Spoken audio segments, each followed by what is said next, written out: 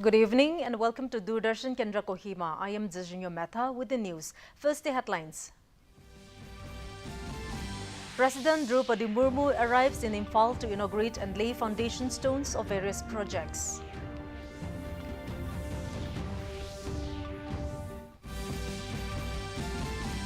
Union Minister J.P. Nadda says Vande Mataram is a mantra to take the country forward with unity.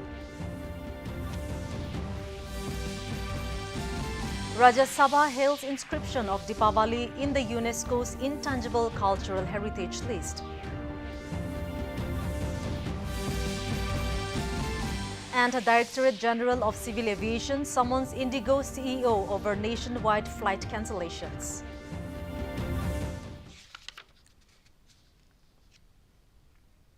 And now the news in detail. President Draupadi Murmu arrived in Imphal today on a two-day visit. She visited Mapal Kangjebung Polo Ground to witness a polo match, followed by a civic reception function at the City Convention Centre, Imphal. In this event, she inaugurated and laid the foundation stones of various projects. Later in the evening, she met and interacted with internally displaced persons at Raj Bhavan, Imphal. Tomorrow, the President will attend Nupi Lal observation and pay floral tribute at Nupi Lal Memorial Complex in Imphal, remembering the brave women of Manipur who stood and fought for justice against the colonial British on 12th December 1939. She will then proceed to Senapati, where she will address a public gathering and lay foundation stones and also inaugurate projects.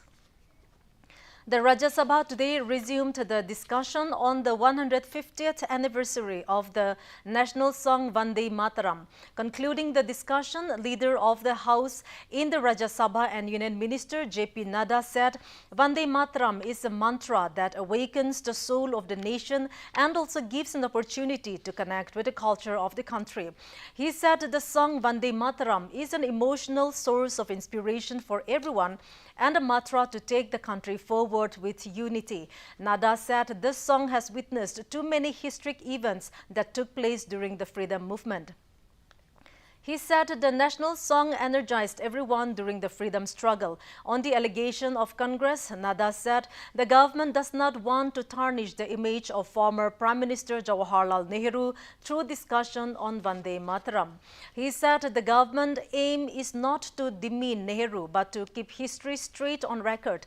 The minister said in 1937, under Jawaharlal Nehru's presidency and under pressure from communal elements, the sacred song was altered by discarding the stanzas.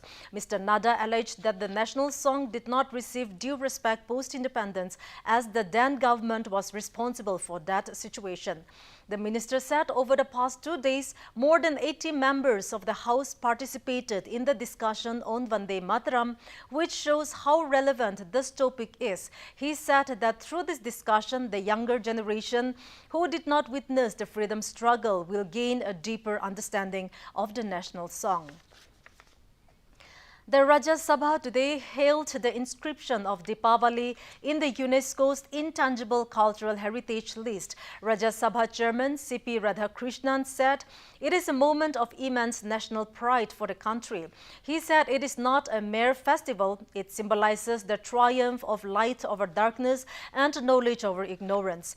He hoped that this achievement would inspire people to preserve and promote and proudly celebrate the country's rich heritage and traditions with renewed commitment. Deepavali, the Festival of Lights, has been inscribed on UNESCO's list of the Intangible Cultural Heritage of Humanity, announced at the 20th UNESCO Intergovernmental Committee session at New Delhi's Red Fort from December 8 to 13, 2025. It is the 16th Indian element on this list. The inscription was adopted in the presence of delegates from 194 member states, international experts and representatives of UNESCO's global network. The Festival of Lights is an annual living tradition celebrated in India. Union Minister of State for External Affairs Kirti Vardhan Singh joined the celebrations at the historic Sri Ram Temple in Kenya to mark Diwali's inclusion in UNESCO's representative list of the intangible cultural heritage of humanity.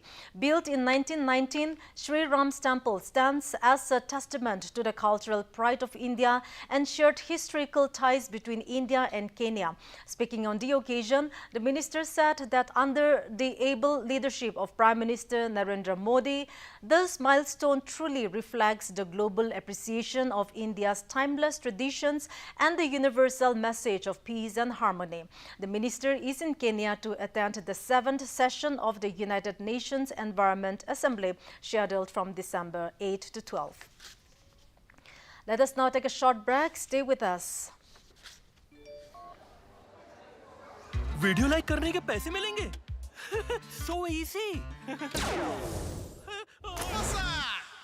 अनजान links पर click मत कीजिए। RBI कहता है जानकार बनिए, सतर्क रहिए। वीडियो लाइक करने के पैसे मिलेंगे सो इजी अनजान लिंक्स पर क्लिक मत कीजिए। आरबीआई कहता है जानकार बनिए, सतर्क रहिए। Welcome back to the news, and moving on, a total of 4.93 crore smart meters have been installed across the country, with 1.6 crore smart meters functioning in prepaid mode. In a written reply to a question in Lok Sabha today, Power Minister Manohar Lal informed that under the revamped distribution sector scheme, more than 20 crore smart meters have been sanctioned. He said that around 4 crore smart meters have been installed. Lal said the installation of prepaid smart meters is being prioritized for government establishments, commercial, industrial and high-lot consumers. Union Road Transport and Highways Minister Nitin Gadkari has said that India's carbon dioxide emission has been reduced by 736 lakh metric tons due to the use of 20% ethanol blending in petrol. Replying to supplementaries during the question hour in Lok Sabha today, Gadkari said ethanol is a green fuel and it reduces pollution and helps to increase the income of farmers. He said currently India is importing around 22 lakh crore rupees worth of fossil fuels annually. He said India needs to reduce its import bill on fossil fuel sources to become a developed nation. The Directorate General of Civil Aviation, DGCA, has summoned Indigo CEO Peter Albers. Albers has been directed to appear before DGCA amid widespread flight cancellations and delays across the country.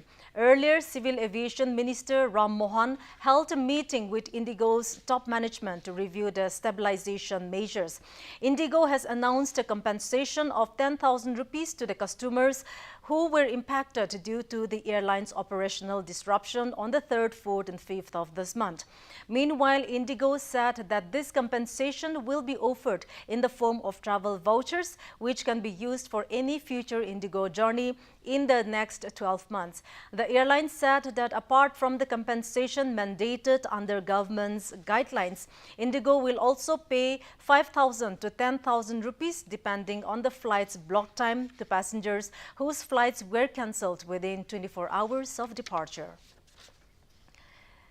Imtisangla Kangsu from State Institutes of Hotel Management, Dimapur, and Vimeneno Pira from International University, Nagaland, Dimapur, were adjudged the winners in the India Skills Nagaland 2025 in restaurant services and fashion technology categories, while Nguhilo Kent and Tonikali Yepto from Government Industrial Training Institute, Kohima, secured the second respectively in the two categories. The winners will undergo intensive boot camps with expert mentoring ahead of the regional competition to be held in Goa in February-March 2026, and if selected in the National Skill Competition in Delhi in May 2026, leading up to the World Skills Competition scheduled for September 2026 in Shanghai, China. Earlier, speaking as the special guest, Joint Secretary Labour and ESDE, Puleshe K. Yaptami, said that winning or losing is not important, but coming forward to compete reflects confidence and a willingness to grow and boost talents. He stressed that talent is the raw material and requires skills and training to help refine and shape one's abilities to reach higher standards, while urging the department to explore in more trades and expand skill categories in the future competition, where more youngsters can showcase their abilities and build their potential. Yaptame underscored that our younger generation are gifted in many fields, and with the right opportunities, right platform, their talent can become their strength. As much as possible so that the youths are all covered. The winner for the restaurant service is Miss Imtisangla Township from State Institute of Hotel Management in Nagaland. Miss Imtisangla, she is the winner of restaurant service.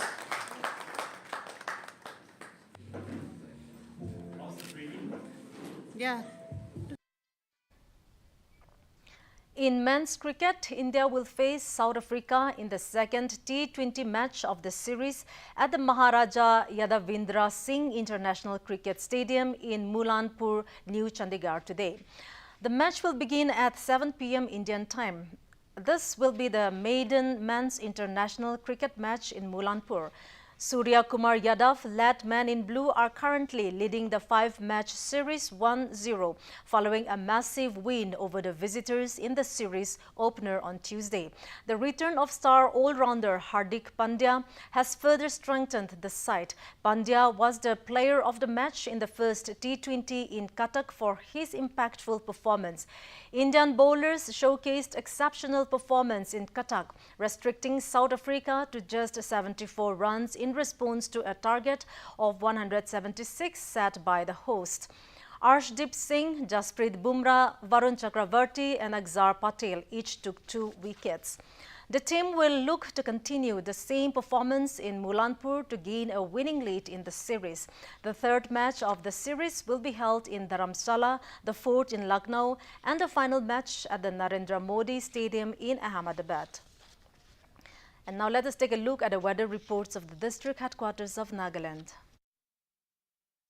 Kohima today recorded a maximum temperature of 22 degrees Celsius and a minimum temperature of 7 degrees Celsius, while Dimapur had a maximum temperature of 25 degrees Celsius and a minimum temperature of 10 degrees Celsius. Wokha experienced a maximum temperature of 21 degrees Celsius and a minimum temperature of 11 degrees Celsius. Mongkokchung had a maximum temperature of 23 degrees Celsius and a minimum temperature of 8 degrees Celsius. Mon had a maximum temperature of 23 degrees Celsius and a minimum temperature of 9 degrees Celsius. Towards the east, Twinsang had a maximum temperature of 18 degrees Celsius and a minimum temperature of 4 degrees Celsius. Zinebuto had a maximum temperature of 20 degrees Celsius and a minimum temperature of 7 degrees Celsius. Phek had a maximum temperature of 19 degrees Celsius and a minimum temperature of 5 degrees Celsius. That's all for the weather report. To wrap up, here's a recap of the main points. President Draupadi Murmu arrives in Imphal to inaugurate and lay foundation stones of various projects.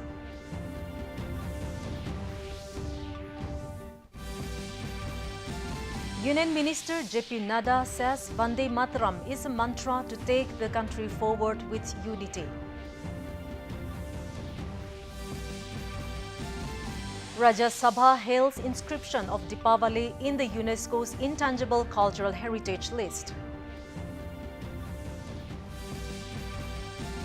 And the Directorate General of Civil Aviation summons Indigo CEO over nationwide flight cancellations. And with this, we have come to the end of this evening's bulletin. Thank you for watching. Good night.